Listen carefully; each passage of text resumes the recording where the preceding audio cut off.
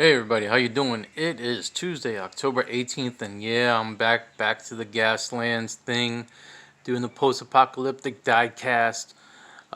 So what's happened since my last video? It's been a while, a long while. Long story short, I am semi-retired now. Might be getting on disability soon, having some issues going on, but my health hasn't always been the greatest for the last 5 years. We lost our house due to an illegal eviction, so I lost a lot of stuff. There's a court case pending. It's going to be a couple months, so yeah, I'm not back in the house.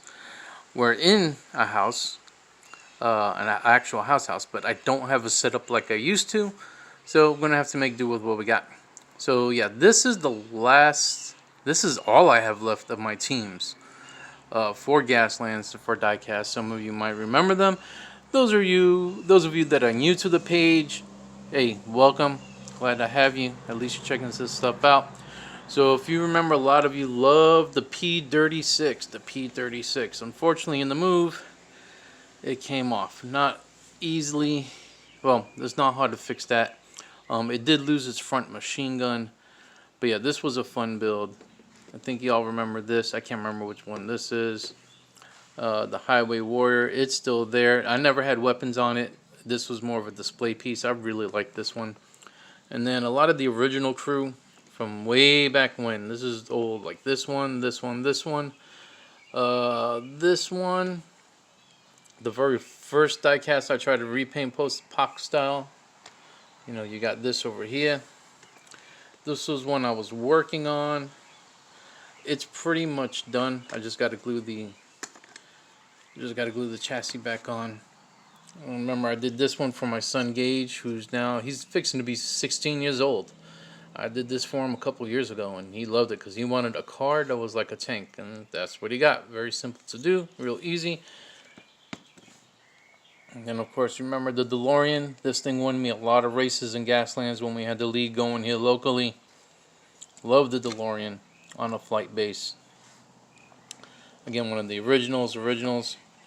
This one for Gaslands was supposed to be a drone controller, right? You can set out rolling drones, rolling bombs, and it would control it. This was great when I had the rules for it. I'll be doing that. And then this is something I just started working on here. So yeah, I got a 3D printer now. I was able to print off this lift. It's a pretty nice little lift. It works. It's good for display purposes. I got to paint that in rotary colors, the blue with the yellow arms. One thing a lot of people were asking me about since I got back, a lot of friends, since I got a 3D printer, what am I doing? Alright, so this is the Outrider, is the name that was decided on. It is a hover vehicle, obviously. A kit bash of quite a few different 3D prints. Still got to refine it. You see it's got a little, I can't remember if that's supposed to go there or not. But anyway. So yeah, so fair warning. Well, let me start out with this. People have asked me if I wanted to sell it. I can. This is in scale with the cost. Okay. As far as I know, I can, because I have modified it. This was not a paid file. I'm going to tell you straight out. This was not a paid file. It's like a McLaren something. I found it on Thingiverse. But from my understanding, from all the advice I've given, I've yet to hear back from the person that made this, but they put this up like 4 or 5 years ago. So I don't know if their email even works anymore. But it's been modified, obviously. So fair warning, I got to refine it a little bit. As you can see, this thruster here has got it's a little flat. Not a big deal, could be damage. The rear the rear thrusters aren't exactly even. So easy way to say, oh, they're just maneuvering. They're in a maneuver. This main gun, it looks like it's perfectly centered. To me, it doesn't look like it is, but people are telling me that it is. Maybe it's just my eyes.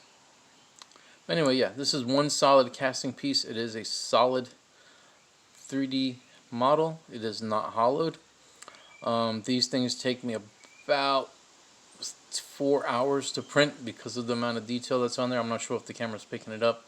You might be able to pick up what bits are in here, and if not, okay, no big deal. Sorry for the blurriness. Again, I don't have my setup like I used to, but yeah, it works. I was actually surprised that the rear view mirrors actually stayed on and didn't come off with the supports. And let me get a view of the other side for you. So yeah, just hit me up if you're looking for one of these. I could print out 2 at a time. It'll be in this gray resin. I'll probably paint this up probably tomorrow because right now it's pretty cold out here. And I'm not in my old setup where I had the AC and heat in the garage, but at least we got a place over our shoulder, over our heads, I should say. So yeah, that's it. I'll be back in Gaslands. I'll be trying to do some more videos. I have found a few new cars, new rides that I'm probably going to work on. And if you want to know about World of the Mad, if you remember my World of the Mad page on Facebook, I'm thinking about picking that back up again. I'm not sure if I'm going to do the Gaslands Lone Star page ever again, because that page pretty much died. Like, it really died. We had like 300 members across the state of Texas, and just one day people stopped posting other than myself, and I was like, you know what, screw it. Nobody else is going to do it. I'm not going to do it anymore with them. And then the World of the Mad was alternative rules for Gaslands. It expanded. I had a couple videos. I don't know why Facebook took them down. I never got any notices that somebody put a complaint about them or anything. But yeah, so World of the Mad was basically alternative rules to make it more of a campaign style game. So if you wanted to, you know, get with your friends and just have narrative play, so to speak, you can. Expanded rules where you got more crew. Expand the rules for rigs to where you can get extra crew members, and how to steal vehicles, basically like jumping from vehicle to vehicle, killing the driver or killing off the crew. Then your guy takes over. Boom! Now you've got another member on your team, so on and so forth. The playtest was excellent.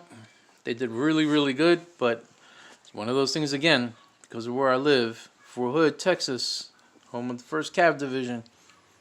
You know, a lot of people ETS'd out, got transferred to different areas or deployed. So we went from 40 players down to 2.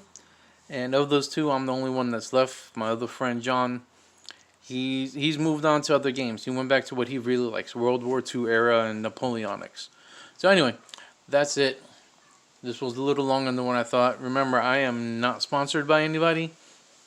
So when I don't do the ad thing, so if Facebook puts ads on, or if YouTube puts ads on here, it wasn't me. I'm not monetized, so I don't give a fuck. Alright, but hey, if somebody wants to sponsor me, I'm here. Alright, and again, if you're interested in the Outlander, let me know. We'll work something out. Alright, take it easy, guys. Have a good one.